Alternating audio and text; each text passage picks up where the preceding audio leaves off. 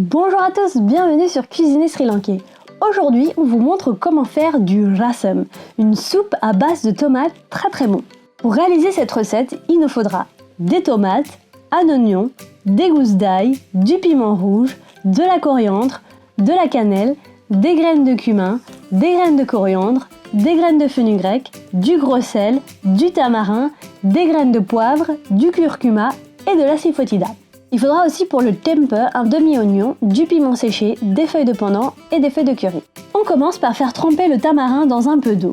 On émince l'oignon et on le met dans une casserole. On émince le piment rouge qu'on rajoute aussi. On émince également les gousses d'ail. On émince en petits dés les tomates qu'on rajoute à la casserole également. Dans un mortier, on met les graines de coriandre, les graines de cumin et les graines de poivre. Et on écrase le tout pour en faire de la poudre comme ceci. On ajoute ça à notre casserole, on ajoute la cannelle, ainsi que les graines de fenugrec, le gros sel et le curcuma. On ajoute aussi le tamarin avec son jus en l'écrasant bien.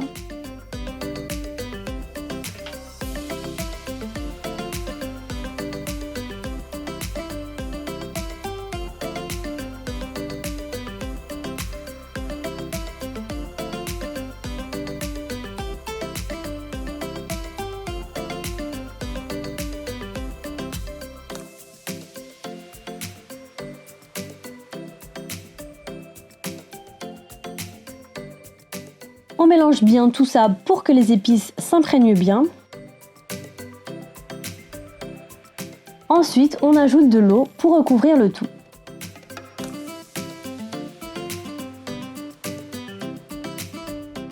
On laisse cuire à feu fort pendant 10 minutes environ.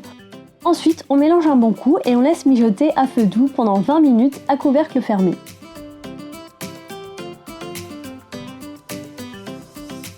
Après 20 minutes, on ajoute la coriandre et on éteint le feu.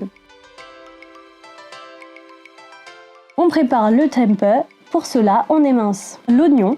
Ensuite, dans une petite poêle, on met un peu de matière grasse. Quand l'huile a bien chauffé, on ajoute le piment séché, l'oignon, les feuilles de pandan et les feuilles de curry. Et on laisse revenir jusqu'à ce que les oignons deviennent bien dorés. On ajoute un peu d'asifotida et on mélange. Ensuite, on ajoute le tout à notre soupe.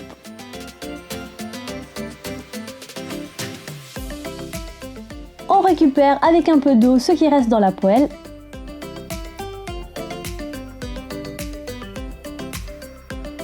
Et on le rajoute dans la casserole.